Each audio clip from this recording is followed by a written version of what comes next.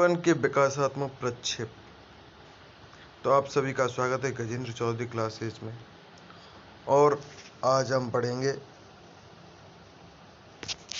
आपके बचपन से रिलेटेड बचपन के विकासात्मक प्रक्षेप के बारे में, जो बीएड का जो पेपर होने वाला है, बीएड के पेपर के लिए प्रिपरेशन आप सभी के लिए। तो पढ़ते हैं। तो प्रारंभिक बचपन जो होता है, पहला पॉइंट है प्रारंभिक बचपन। शैशवावस्था के बाद प्रारंभिक बचपन आता है और बच्चे के लड़खड़ाते हुए चलने के साथ शुरू होता है। इस अवधि के दौरान बच्चा बोलना एवं स्वतंत्र रूप से कदम बढ़ाने लगता है। जहाँ शैशवावस्था 3 साल की उम्र में समाप्त होती है, जब बच्चा बुनियादी जरूरतों के लिए अपने माता पिता पर निर्भर रहने लगता है। प्रारंभिक बचपन 7 से 8 साल की उम्र तक चलता है। नन्हे बच्चों की शिक्षा के लिए राष्ट्रीय संगठन के अनुसार प्रारंभिक बचपन की अवधि जन्म से 8 साल की मानी गई है। मध्य बचपन की बात करें तो मध्य बचपन लगभग 7 या 8 की उम्र से शुरू होता है, जो अनुमानतः प्रारंभिक स्कूल की उम्र में लगभग यौवन काल तक समाप्त होता है, जो किशोरावस्था की शुरुआत है। बात करें किशोरावस्था की, तो किशोरावस्था या बचपन की अंतिम अवस्था यौवन की दशा से शुरू होती है। किशोरावस्था का अंत और वयस्कता की शुरुआत में देशवार या क्रियावार भिन्नता है। एक ही देश, राज्य एवं संस्कृति के भीतर अलग अलग उम्र होती है। इसमें व्यक्ति को इतना परिपक्व, कालक्रमानुसार तथा कानूनी रूप से माना जाता है कि समाज द्वारा किन्हीं कार्यों को सौंपा जा सके और वो बच्चा उसको मूल रूप से उनका निर्वहन कर सके। बाल्यावस्था की ऐतिहासिक अवधारणाओं की बात करें तो बाल्यावस्था विकास की एक जैविक अवस्था ही नहीं है, बल्कि उसके सामाजिक प्रक्षेप भी है, जो विभिन्न समाजों में विभिन्न समयों पर प्रवृत्तियों, विश्वासों और मूल्यों के आधार पर उपजते हैं। समय समय पर विभिन्न समाजों में बाल्यावस्था की परिभाषाएं और अपेक्षा बदलती रहती है। इतिहास के विभिन्न कालों में बच्चों के प्रति माता पिता की जिम्मेदारी भी बदलती रहती है। मध्य रूप में बाल्यावस्था के प्रति दृष्टिकोण कुछ इतिहासकारों के अनुसार, जो मध्य युग में बाल्यावस्था के प्रति दृष्टिकोण है, वो इतिहासकारों के अनुसार कैसे है, उसके बारे में पढ़ेंगे। तो कुछ इतिहासकारों के अनुसार 16वीं शताब्दी में से पूर्व पश्चात संस्कृति में बाल्यावस्था का संप्रत्यय जीवन की एक विशिष्ट अवस्था के रूप में विकसित नहीं हुआ था। मध्यकाल के अंत तक पश्चिमी देशों में बच्चों को प्रौढ़ों या लघु रूप समझा जाने लगा था। 15वीं शताब्दी और 16वीं शताब्दी की चित्रकला में बच्चों का शारीरिक अनुपात और वस्त्र बड़ों के समान ही प्रतीत किए गए हैं। फिलिप एरिस नामक एक फ्रांसीसी इतिहासकार ने यह विश्लेषण किया है कि इतिहास में बच्चों को किस तरह चित्रित किया गया है।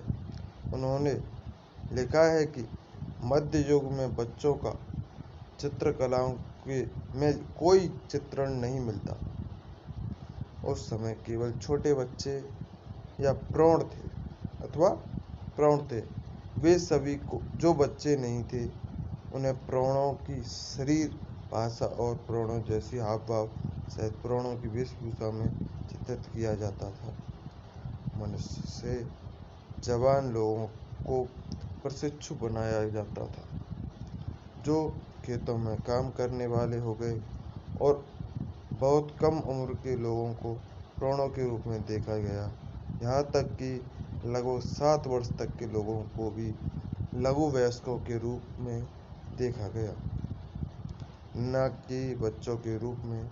मध्यकालीन संस्कृतियों में बाल्यावस्था की संकल्पना का अभाव मिलता है। मध्यकाल में नवजात शिशुओं की मृत्यु दर बहुत अधिक थी। जीवित बच्चों के अधिक वर्षों तक व्यक्ति जीवित रहने की संभावना भी कम होती थी। 17वीं शताब्दी में फ्रांस में जन्म लेने के 1 वर्ष के भीतर 20 से 50% बच्चों की मृत्यु हुई थी। लोग सोचते थे कि उन्हें अधिक से अधिक बच्चे पैदा करने चाहिए ताकि उनमें कुछ जीवित बचे जाएं। 18वीं या 19वीं शताब्दी के बाल्यावस्था के बारे में पढ़ेंगे। 18वीं या 19वीं शताब्दी से बाल्यावस्था के प्रति दृष्टिकोण एवं प्रत्यक्षीकरण में परिवर्तन होने लगा। यह माना जाने लगा कि बच्चे नादान होते हैं और उन्हें देखभाल की आवश्यकता है। माता पिता ने बच्चों की सामाजिक गतिविधियों और सामाजिक सरोकार पर ध्यान देना आरंभ कर दिया। 18वीं शताब्दी के अंतिम दशकों तक अनुशासन के नाम से बच्चों की बुरी तरह से पिटाई करना एक सामान्य बात थी। कभी कभी धार्मिक संदर्भों का सहारा लेकर बच्चों पर निर्दयता बरती जाती थी। बाल्यावस्था की परिभाषा हमेशा सामाजिक संस्थाओं से प्रभावित रहती है। 18वीं शताब्दी के अंतिम दशकों से पूर्व तक बालाश्रम को बुरा नहीं माना जाता था। 19वीं शताब्दी के प्रारंभ तक फैक्ट्रियों में ज़्यादातर बच्चे ही काम करते थे। उनका काम बड़ों के जैसा ही होता था। कभी कभी तो बच्चे बड़ों से भी ज़्यादा मेहनत करते थे। साइज में छोटे होने की वजह से कभी कभी उनको खतरनाक एवं सक्रिय जगहों में काम पर लगा दिया जाता था, जैसे फैक्ट्रियों की चिमनी की सफाई करना। कभी कभी बड़े लोग गैर कानूनी काम में बच्चों का उपयोग करते थे और भीख मांगना, चोरी करना आदि ऐसे कार्यों में उनको लगा कर रखते थे।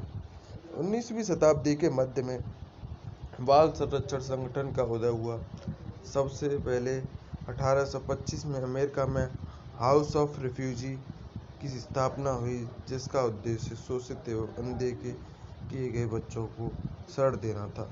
बाद में बच्चों में एक तरह की कई संस्थाओं की स्थापना हुई, परंतु इन संस्थाओं में भी बच्चों के कल्याण के लिए संवेदनशीलता की कमी रही। ये संस्थाएं बच्चों का संरक्षण नहीं बल्कि प्रयास करती थीं कि बच्चे समाज के लिए आर्थिक बोझ और खतरा न बने। 19वीं शताब्दी में औद्योगिकरण के विकास ने बाल श्रम को बढ़ावा देना शुरू कर दिया। किसी बच्चे के जन्म को यह दृष्टि से देखा जाता था कि एक भावी श्रमिक पैदा हुआ है जो परिवार की आर्थिक स्थिति को संभालने में अपना योगदान देगा। 20वीं शताब्दी में बाल्यावस्था। 20वीं शताब्दी के मध्य तक औद्योगिकरण ने जोर पकड़ लिया था। बच्चों को औद्योगिक आर्थिक कार्यों के लिए जरूरी समझना कम हो गया। पैसा कमाने का काम माता पिता का होता था। खास तौर पर 20वीं शताब्दी में पिता से अपेक्षा की जाने लगी कि घर के बाहर जाकर वह धन कमा कर लेके आए। परिणाम स्वरूप अधिक बच्चे पैदा करने को आर्थिक बोझ समझना प्रारंभ हो गया। साथ ही साथ बच्चों के प्रति संवेदना में वृद्धि हुई। बच्चों को वांछित प्यार एवं देखभाल मिलने लगा। बाल्यावस्था के आत्म संप्रेषण एवं निर्माण को निम्न बिंदुओं द्वारा व्याख्यायित किया जा सकता है। पहला, मानव विकास की अवस्थाओं में बाल्यावस्था को सबसे महत्वपूर्ण माना जाने लगा। दूसरा, परिवार के अंदर बच्चे बाहरी दुनिया से स्वयं को सुरक्षित और संरक्षित महसूस करने लगे। तीसरा, बच्चों को सुरक्षा एवं संतुष्टि देने के लिए माता पिता अपनी सामर्थ्य के अनुसार भरपूर प्रयास करते हैं। चौथा, नाभिकीय पारिवारिक संरचना में बालक पर अत्यधिक ध्यान दिया जाने लगा। पांचवा, मनोवैज्ञानिकों को विकास दृढ़ हुआ कि बालक का विकास पूर्व निर्धारित रेखीय एवं आयु अनुसार होता है। छठा, आधुनिक परिवारों में माता की तरफ से बच्चे को पूर्ण सुरक्षा और ममता प्राप्त होती है, परंतु कभी कभी माँ के अत्यधिक संरक्षण से बालकों का विकास प्रभावित होता है। सातवां, बच्चों की भलाई के लिए चिकित्सा एवं मानसिक स्वास्थ्य के विशेषज्ञों ने अपना अभूतपूर्व योगदान दिया। बच्चों के पालन पोषण के नए तरीकों को प्रस्तुत किया। 8वां है 1950 में अमेरिका के घरों में टेलीविज़न आ गया, जिसमें माता-पिता और बच्चों के मनोरंजन के कार्यक्रम प्रसारित किए जाने लगे। टेलीविज़न पर पारिवारिक समस्याओं, गरीबी, हिंसा और शोषण के आदि से संबंधित घटनाएं टेलीविज़न पर नहीं दिखाई जाती थीं, ताकि बच्चों पर गलत प्रभाव न पड़े। सालों बाद महिलाओं में एक जागृति आई कि उन्हें केवल पति और बच्चों की देखभाल तक ही सीमित नहीं रखना चाहिए। वे अपने करियर के साथ साथ अपने परिवार एवं बच्चों की देखभाल भी अच्छी तरह से कर सकती हैं। आधुनिक समय में यह माना लिया गया कि व्यक्ति के जीवन चक्र में सबसे महत्वपूर्ण अवस्था बाल्यावस्था है। इस अवस्था में हुए सामाजिक एवं मनोवैज्ञानिक विकास जीवन भर व्यक्ति को कार्य एवं व्यवहार को प्रभावित करता है। बाल्यावस्था जीवन का एक महत्वपूर्ण अंश है, जिसमें बड़ों के द्वारा देखभाल और सुरक्षा आवश्यक है। कल पढ़ेंगे हम बचपन के आकार देने में समुदाय की क्या क्या भूमिका होती है उसके बारे में।